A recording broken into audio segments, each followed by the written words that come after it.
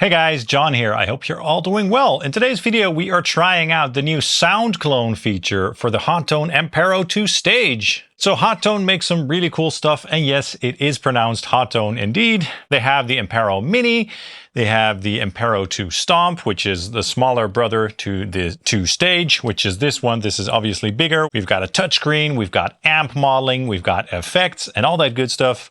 You can check out my review on the channel, by the way. But then some months ago, or maybe a year ago or so, they added a tone catch feature, which is basically a new capture tech, right? To capture your own analog amplifiers, capture your pedals, you know what I mean. So similar to a Kemper, a Quad Cortex, etc. Only these Hotone units, so in this case the Ampero 2 stage, are a bit more affordable than most of those other capture devices. So they have some great value indeed, because you get so many effects and a cool touchscreen. You know, and it's just a fun unit. Anyway, so in this quick video, what I want to do is make a capture and see how accurate it is. So first I'm going to hook this up to my PRS MT15 over here on the lead channel and show you guys how you make your capture or sound clone with this device, because usually it was called tone catch, and now with the new update, they improved the accuracy of tone catch and they're calling it sound clone now. And they also added the ability to load NAM profiles into this unit. We're not going to try any NAM profiles or anything like that. We're just going to make our own sound clone today. And let's get started with that quick rundown of how you make a capture for yourself. Check it out. All right, guys. So I have my Ampero 2 stage in front of me by Hotone. I have my ESP EII Eclipse Deluxe in vintage gold satin on my lap with the Will Adler Fishman Fluence pickups in it on the bridge pickup. And I'm going to show you guys how this whole tone catch process goes. Well, to start, I'm using my PRS MT15 on the lead channel. That's what I want to catch right now. And we're just going to see if we can create an accurate capture of this amplifier. Everything is hooked up already, but I'll show you the process. So to get this started, click on this gear icon over here and then go into the Sound Clone menu. So yeah, it's called Sound Clone, not Sound Catch or Tone Catch. I thought it had a different name, but it looks like they changed it. And then in this menu over here, you can see how you have to connect everything in order to proceed with the Sound Clone. So I have that all done. Let's take a listen to what I have going on in terms of the tone.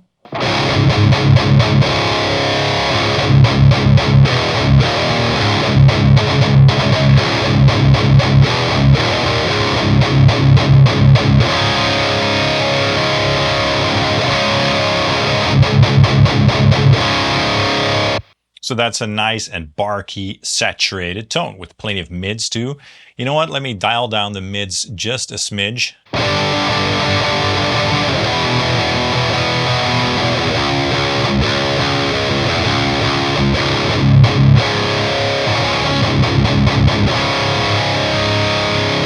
All right, I think we've got appropriate levels, and now we're going to proceed with the clone. Here we go. So there are some weird sounds going on. You probably can't really hear it because it's not coming through the monitors. I can hear it in my ISO cab though in the room, but you probably won't be able to hear it in the video. The lights are all flashing and all that good stuff, so it looks pretty cool actually. This is going to take about, I think, a minute, maybe 2 minutes, and then we can do an A/B and stuff. So let's let the sound clone do its magic. Now, I totally forgot to mention, of course, that the PRS MT15 is hooked up to my Fatbox, my Grossmann Fatbox ISO cab, loaded up with a Celestion Vintage 30, mic'd up with 3 mics, 2 SM57s and 1 MD421.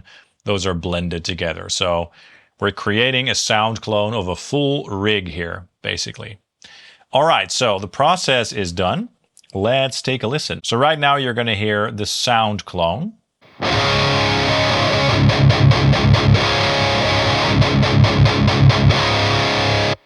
By itself, that sounds pretty good. Let's compare it to the target device.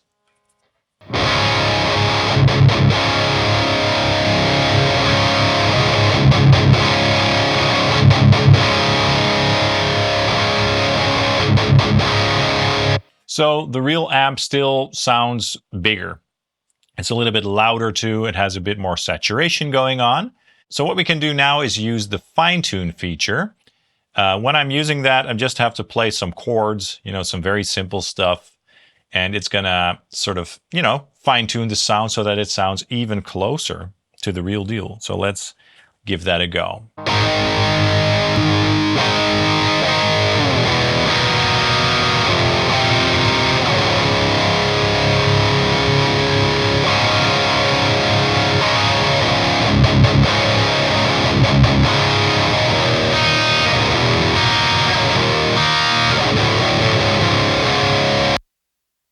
All right, so now it's processing. You don't have to play fancy things, I think. You can just play some simple chords. And let's see if that helps.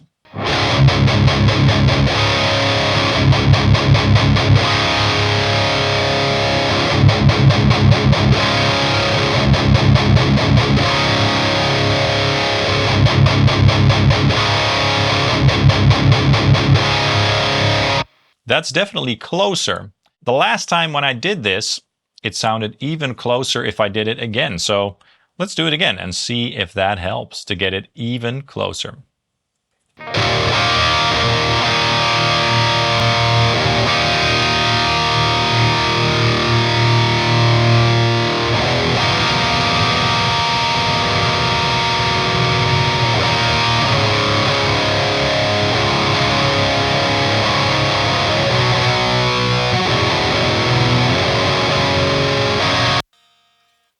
All right, let's see what will happen. Maybe it doesn't make a difference. In any case, I think it sounded pretty close already.